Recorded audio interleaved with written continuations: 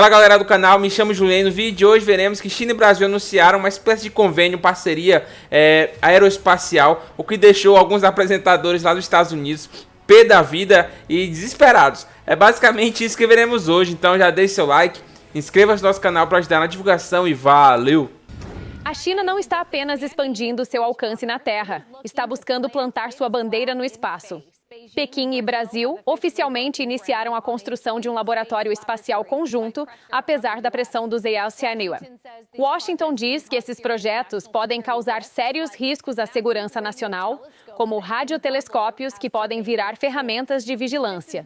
É por isso que a nova corrida espacial é tão crucial. Enquanto o setor privado americano corre para inovar mais que Pequim. Jack, sempre falamos que a corrida espacial é a nova, corrida na Terra. Quem controlar o espaço vai controlar a próxima guerra mundial aqui no planeta Terra. Sim, e acho que a IA provavelmente será uma grande parte disso também. Então, acho que elas andam de mãos dadas com nossa conversa anterior. O que me assusta é essa parceria entre China e Brasil. Não é o Brasil que, de repente, começou a fornecer soja para eles em vez de comprarem de nós? Eu valorizo o que o presidente tenta fazer com a segurança nacional. E voltando às tarifas e política comercial, política externa em geral, que é restabelecer o Zhejiang como número 1 em domínio mundial, o que somos. Certamente somos o país mais rico, e recuperar parte do poder que trabalhamos tanto para cultivar, que os progressistas deste país entregaram a atores malignos pelo mundo, que agora se unem tentando nos superar em tecnologias cruciais como o espaço. Então, sabe, eu sei que não tem sido fácil. Sei que ninguém queria pagar mais por produtos importados, mas quando você lembra que o presidente Biden nos levou a 9,1% de inflação por causa das mudanças climáticas, em vez de 3% porque tentamos reafirmar nossa dominância mundial e lembrar a todos quem somos. Sabe, eu lembro dos progressistas dizendo: estou disposto a pagar um pouco mais por causa das leis e gastos que Joe Biden aprovou com seu governo e no Congresso. Sabe, estou disposto a pagar mais para combater a China. Sabe, a China está fazendo parceria com o Brasil.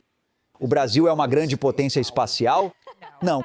Tipo, sabe, a China quer trabalhar com o Brasil porque eles fazem muito no espaço. Então, olhei para isso e, tipo, eles estão criando esse laboratório conjunto. Eles estão montando esse grande, como é que chama? Radiante. É um telescópio enorme. Estou supondo que isso vai ficar no Brasil. Meu palpite é que eles não vão olhar para as estrelas com esse telescópio. Então, à noite, eles estão espiando. Eles acho que vão ficar dando uma espiadinha. Por isso, sabe? Então você, quer dizer, pensa bem, por que o Brasil, né? Então, olha, a administração pré-Trump moveu muitos recursos para o Caribe, ok? Temos muitos navios, sabe, na Venezuela e arredores, e estamos lidando com isso. Isso é crucial. O hemisfério ocidental é nossa casa, e a China quer ter imóveis estratégicos no hemisfério ocidental, talvez usando o espaço como desculpa. Mas é importante combater isso. Para retomar o que Brian disse, o setor privado precisa inovar mais do que Pequim. Um exemplo é a SpaceX, empresa de Elon Musk. Há rumores que ele não confirmou diretamente, mas tuitou que os relatos sobre um IPO em breve são precisos. Mas a questão é, com uma avaliação de 1,5 trilhão, esse é o rumor, você gosta disso? Por que não investir numa empresa assim, que pode enfrentar países como a China? Não gosto de ser um otário na mesa. Então, se for abrir capital com uma avaliação de mercado de 1,5 trilhão de dólares, aqui estão as estatísticas que mostram por que nunca se deve comprar um IPO. Mais de 50% das empresas que fazem IPO, se você comprou pelo preço inicial, 6 meses depois e 12 meses depois estão abaixo do preço do IPO. Apenas cerca de 20 a 30% tem desempenho superior. Então, se estou olhando para a SpaceX, acho que ela precisa ser financiada, mas todas essas empresas e investidores privados já obtiveram todos os retornos. São eles que estão saindo quando essa empresa abre capital. Eu esperaria a SpaceX abrir capital, a avaliação mudar e o período de lock-up 6 meses depois, quando insiders podem vender e liquidar. Esses são tipicamente os momentos para comprar IPOs. Se você realmente quiser se aprofundar nos dados, minha alma mater, Universidade da Flórida, Jay Ritter, o professor de lá, tem todo o histórico sobre retornos de IPOs, porque a maioria é uma aposta de otário e como prever isso. Mas eu não compraria. Gates. Eu adoro o John Ritter e seu trabalho. Sim, ele é ótimo. Estou bem familiarizado com ele. Imagino que investir na SpaceX quando abrir capital seria como a pior companhia aérea, um negócio caríssimo com margem baixa, e a cada lançamento você assiste cheio de ansiedade e o foguete explode sem ninguém a bordo na plataforma e você pensa: não, e as ações despencam. Não consigo me imaginar como acionista dessa empresa, pelo menos até que seja algo diferente. O Wall Street Journal destaca isso em uma entrevista. Trump disse que seus esforços para atrair investimentos nos Euraí não surtiram efeito total e que não sabe como isso afetará os eleitores nas eleições de meio de mandato. Ou seja, segundo o Wall Street Journal, em entrevista exclusiva, Trump não está seguro que suas políticas econômicas resultarão em vitória nas eleições intermediárias, o que significaria a perda da Câmara dos Representantes para o governo Trump. Seria um golpe duríssimo, principalmente pensando nas próximas eleições, não é?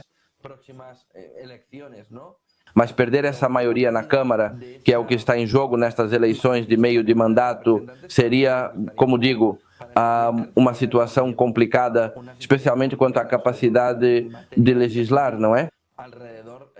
Ele também falava, já ouvi como se referia ao Sleepy Joe, Trump falava de como o país foi abandonado, não é? Entendam-me. Ele dizia que nossa indústria automotiva, a indústria dos americanos, perdeu 58% da sua capacidade ao longo dos anos, que foi para a Europa, México, Japão, Coreia. O presidente do SECERN, Donald Trump, sugeriu que os republicanos poderiam perder as eleições legislativas de meio mandato de 2026, apesar de proclamar a maior economia da história em entrevista publicada sábado à noite pelo The Wall Street Journal. O republicano, que voltou à Casa Branca em janeiro, tem insistido regularmente que a economia americana está agora em pleno crescimento, enquanto continua atribuindo a inflação persistente ao seu antecessor democrata Joe Biden. Criei a maior economia da história, mas talvez as pessoas precisem de tempo para entender todas essas coisas, disse Trump na entrevista que, segundo o jornal, foi realizada sexta-feira no Salão Oval. Trump, que prometeu reduzir a inflação se reeleito, afirma ter cumprido essa promessa de campanha, mesmo com pesquisas mostrando baixos índices de aprovação para sua estratégia econômica. Uma pesquisa da Universidade de Chicago para a Associated Press revelou que apenas 31% dos americanos aprovam a gestão econômica de Trump, contra 40% em março.